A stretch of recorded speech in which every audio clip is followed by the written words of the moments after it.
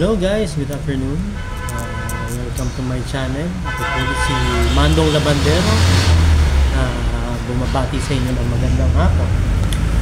Ayun, tapos na akong maglabas. So eto, nag-video na ulit ako para sabihin ng aking mga saloobin sa nangyari nung nakarang Sabado is regarding ano pa nga ba, di tahanang pinasara, tahanang pinakamasaya.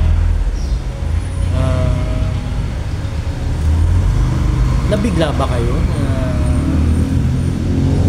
nagsara ang tahanang pinasara? Actually ako, ang hula ko mga July pa eh. Siguro medyo dahil napaaga. Bakit kaya?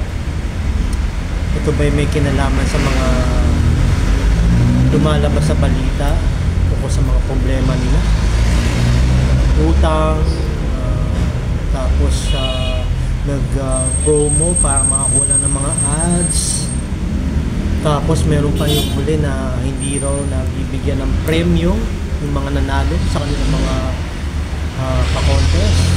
Ano kaya? Ano tingin nyo? Tapos sabi pa nila hindi raw alam ng mga host na yun na palang last episode nila. Pero umiyak na si Buboy nun sa G sa Gelly, diba? So malamang alam na nila. Ayaw lang nilang ipaalam agad. Siguro ano nga ba, gusto na lang nilang gulatin ang kanilang mga fans, ang kanilang mga taga-subaybay. Kaya lang, gaya ng sabi ng mga ibang vlogger, nakakalungkot para sa mga staff. Pero sa mga artista, hindi, kasi makakuha naman racket agad yung mga yan eh, yung mga artista. O yung iba dyan, may mga racket na ongoing while doing tahanang pinakamasaya. Diba? Yung mga staff lang talaga, well, siguro para doon sa mga hindi sumama sa TVJ, choice nila yan. Maybe siguro yun ang kanilang napagdesisyonan nung naninimbang sila kung sasama o hindi, na hindi na sila alis dahil naisip nila na baka maging shaky yung sa TVJ. Yun lang yun. Pero wag nilang masisisi ang TVJ sa nangyari sa kanila. Dahil lahat yan, it all boils down sa tape. Mismanagement. Sabi pa nga ng tape dati, hindi mabubuhay o hindi kailangan ng tape, kailangan ng TVJ ang tape. Eh ngayon, ano nangyari? Parang ang tape pa lang may kailangan sa TVJ.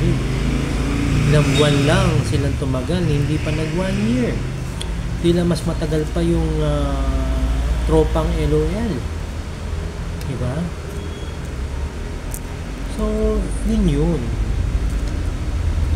Ngayon, ipapalit sa TV. Malamang TikTok lang. Sa akin yan lahat ng mga sinasabi ko rito ay kuro-kuro ko na lang. TikTok lang. Dahil ayun na yun eh.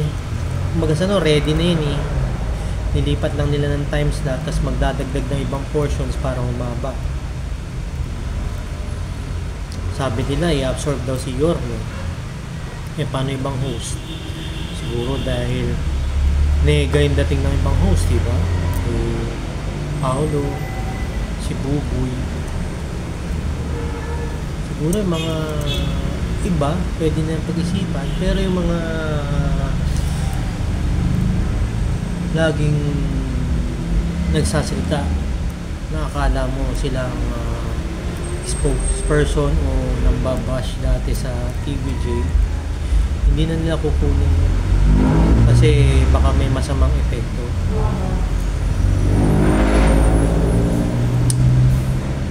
Malabong is showtime eh. Ang ipapalit eh. Kasi maubong na yun sa all TV. So ang number one na target ng ABS is mapalakas yung kanilang pagstay sa all TV, which is kasama ng noon time.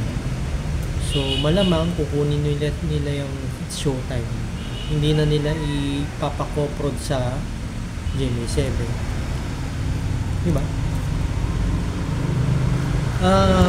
Tapos sabi pa ng GMA, maglalabas sila ng joint statement ng tape today, Monday.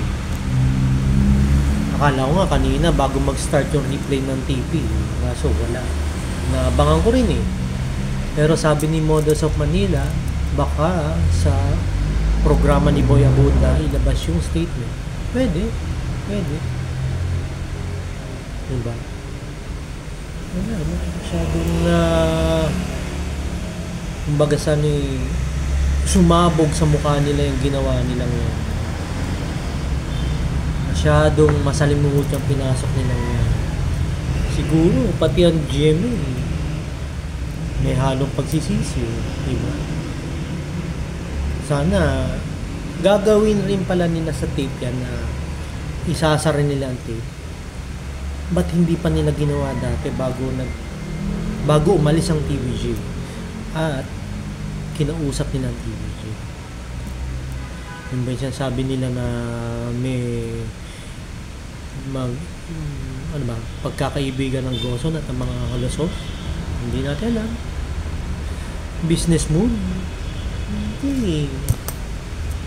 Kung business move sa TVJ ako, dahil may fanbase na yan, may supporters na, may videos na TVJ. Ang tape, pag naiwan ng tape, parang magsisimula ulit sila sa scratch. Diba? So tingnan ulit natin kung anong mangyayari sa susunod. Abangan natin ano yung papalit, anong statement ng GMA ng tape, ano mangyayari sa tape. Let's see. O sige, hanggang dito na muna mga Lover Cats. Till next video. Bye bye.